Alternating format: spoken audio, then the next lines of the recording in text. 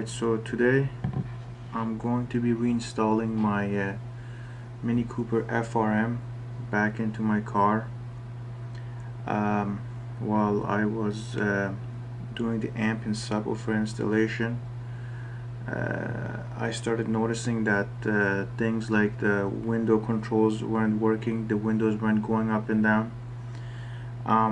My interior lights weren't working, the mood light and the dome light weren't working, and also, most important of all, my turn signals weren't working at all, and one of my headlights was off. So yeah, I googled the issues and I came to a couple of posts on North American Motoring Forum and found out that this module called the FRM, also known as the footwell module, is basically responsible for all those functions. Yeah, so what happens is, I believe this module works as a kind of I guess circuit breaker.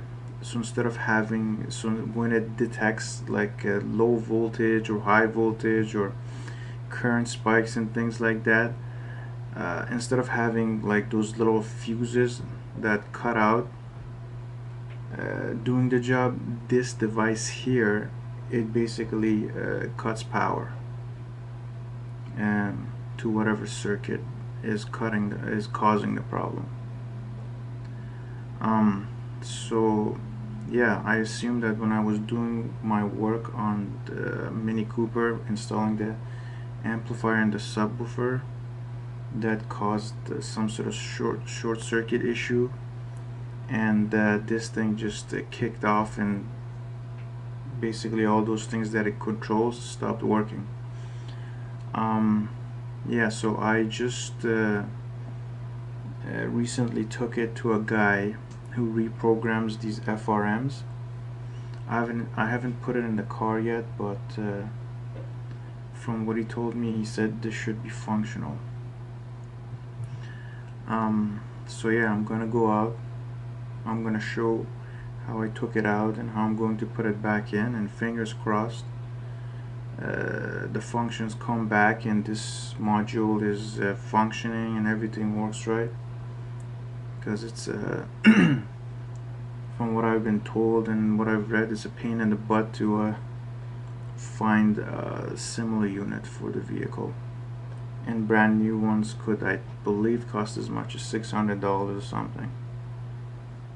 Alright, so how to take out your FRM, or also known as footwell module, from basically your footwell area in a Mini Cooper. What you gotta do first, this panel's gotta come out. This guy right here. As you can see, there's one clip, 2, 3, 4, and there's a fifth one here. It would be pretty comfortable if you can take all these out. Doesn't have to come out all the way, but up to this point makes it pretty easy to remove the FRM. FRM has 3 connections. There's one, this one's at the front, and obviously the hard ones are at the back, and then there's 2 and 3 here. There's 3 wiring looms that go into this module. It is connected to the vehicle by 2 of these plastic nuts. These are like 10 millimeters. There's 2 of them, one here, one on this side here, and yeah, there's these 2 bolts here that are sticking out up here behind the hood release latch, and one way down here, this guy here. The connectors are, if you've seen my amplifier install video, connectors are pretty simple. It goes up here and then it locks, because this thing pops up. You Basically you have to push this in and then pull it all the way. Same thing with those two big ones back here. Those ones are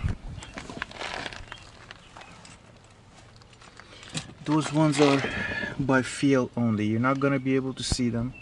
You're gonna have to feel for this little latch thingamajig here.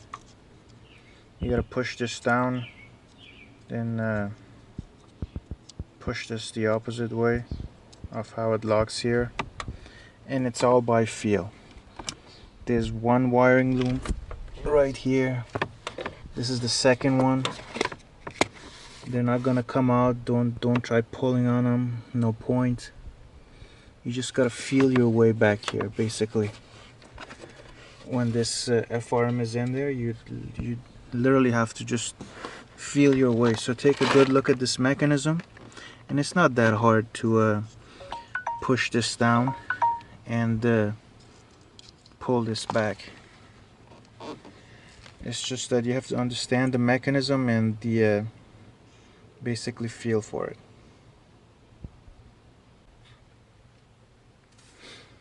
While I'm putting this on, the battery is connected. From what I read on the forums, it didn't really matter whether it's connected or not. People plugged it in, it seemed to start working. Okay. Now the hardest part is the rear looms, wiring looms. That's a little tough.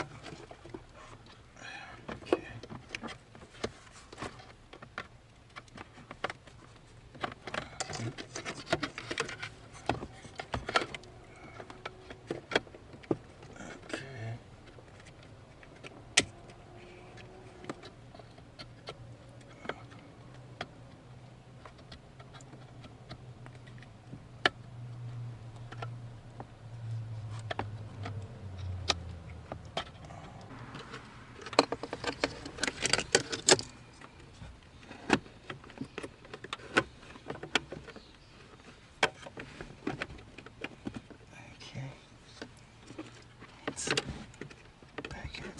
Is it? No.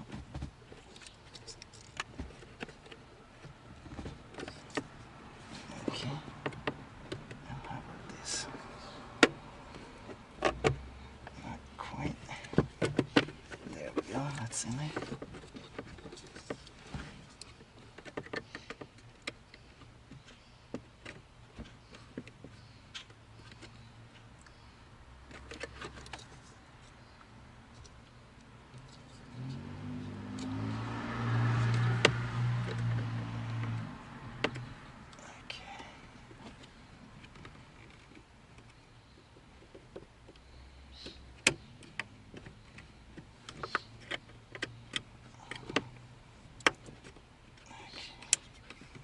There we go. My footwell lights are working too now, and I think my mood lights are working too. I'm not sure. Okay, let's try this. Turn it on.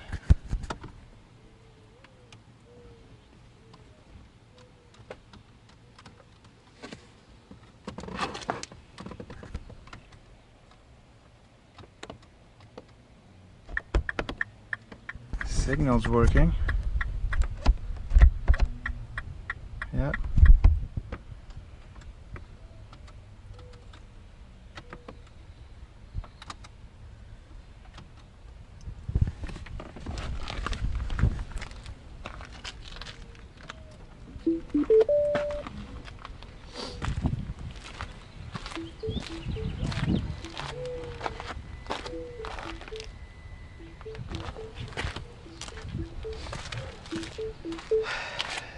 Those lights are working.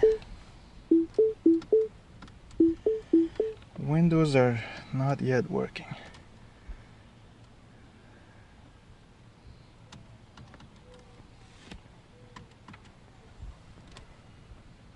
Okay.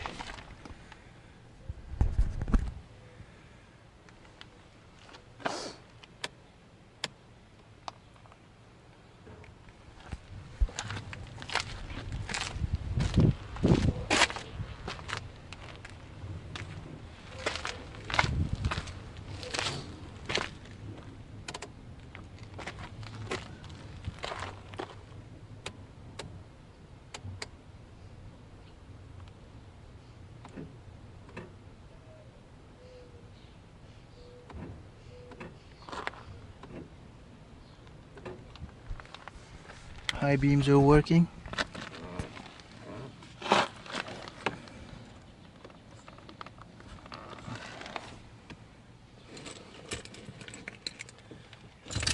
From what I can tell, everything's working except the window. I probably have to close this door. Alright, let's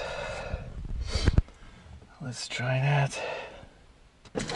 Yep, windows are working too. Perfect. The doors just have to be closed. Alright, yeah. Everything seems to be working fine.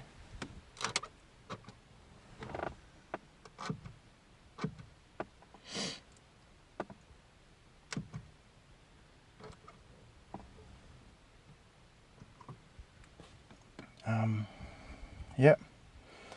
So that's it. Yeah, the footwall lights are working, the turn signals are working, the headlights are working. Oh.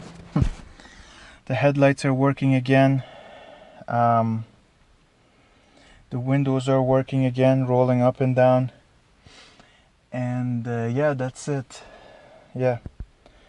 So the guy fixed it good. Charged me about $130 Canadian. He's in Toronto, Ontario. I gave it to him, went into his house. 10-15 minutes later, he came out, gave it to me, said it should work. He said it was just that probably the voltage dropped and the FRM went into some sort of protection mode or something like that. But yeah, that's it. Everything's working fine now. Yeah, also don't forget your little plastic bolts here.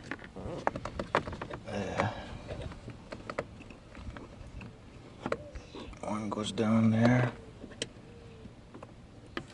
Take my ratcheting wrench onto this. I think I'm just gonna hand tighten this just like I did the one at the bottom, because they're plastic and it's hot and I don't want them to get bent or break out of shape or something. And it's yeah, it's pretty secure. No need to do anything else to it. So now I just gotta bang this body panel back into place and that's it. Okay. Get this guy in here. Get this guy else. Oh, darn it.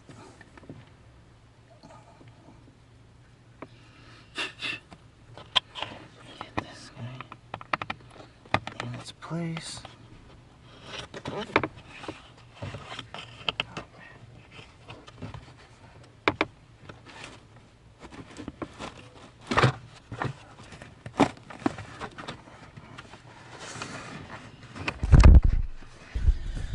Yep, back in its spot and everything's working. But yeah, if you don't want your FRM or footwall module to